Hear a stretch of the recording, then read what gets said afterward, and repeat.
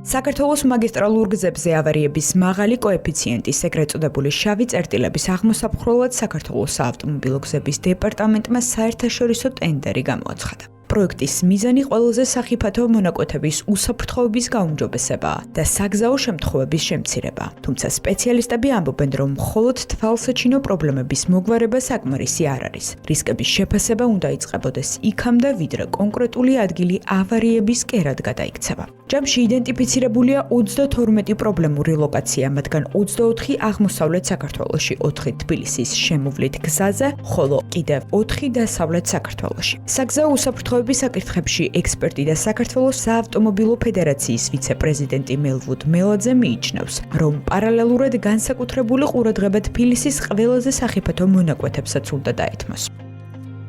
ტენდერს გამოცხადდა ეს არეხება თბილისს.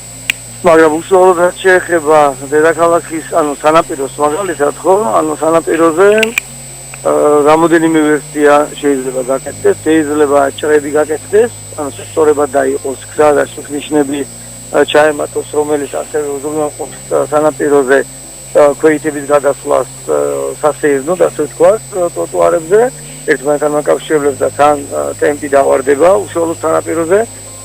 მეორე ვერსია, უფრო მარტივი ვერსია იქნებოდა, უბრალოდ სიჩქარე შეიზღუდოს და იყოს 50 ან მაქსიმუმ 60 კმ/h სიჩქარე. ასევე არის იმის შანსი, რომ სპეციალური თვალამრიდი ბორდიურები გაყვეს, როგორც შუაში გამყოფ ზოლს, ასევე ნაპირთან ან ტროტუართან, რაც ჩემი აზრით ცოტა ესთეტიკურად არ იქნება ლამაზი, თუ ძალიან კარგად არ გაკეთდეს.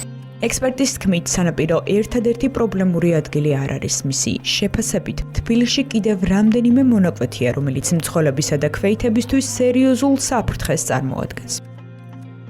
ბევრი სხვადასხვა ადგილი არის, მაგალითად, როდესაც წვიმა მოდის, ხო, აეროპორტისკენ მიმავალ მაგისტრალზეც კი, ტრასაზე, რომელიც ქალაქში გადის და აეროპორტის მიმართულებით მიდის, ხო, როცა წვიმა მოდის, ხშირად არის, რომ ნაკადები, წყლის ნაკადები გზაზე თეგეტა მოტორსთან უშუალოდ რა, ეგრეთ წოდებულ პეტელას გადასახვევთან არის მაგალითად დიდი ნაკადი წყლის, რომელიც ავტომობილებს მართვას უკარგავს ძალიან მარტივად. ხშირ შემთხვევაში, როცა წვიმის ნაკადი, წვიმა არის, წყლის ნაკადი მოდის გზაზე და აკვაპლანირება შექცევიან ავტომობილები და ხშირად არის ახაც შეჯახება. პროექტის ფარგლებში დაგეგმილია საგზაო უსაფრთხოების გასაძლიერებლად აუცილებელი ინფრასტრუქტურული სამუშაოები და სხვადასხვა საინჟინრო ღონისძიებებიც.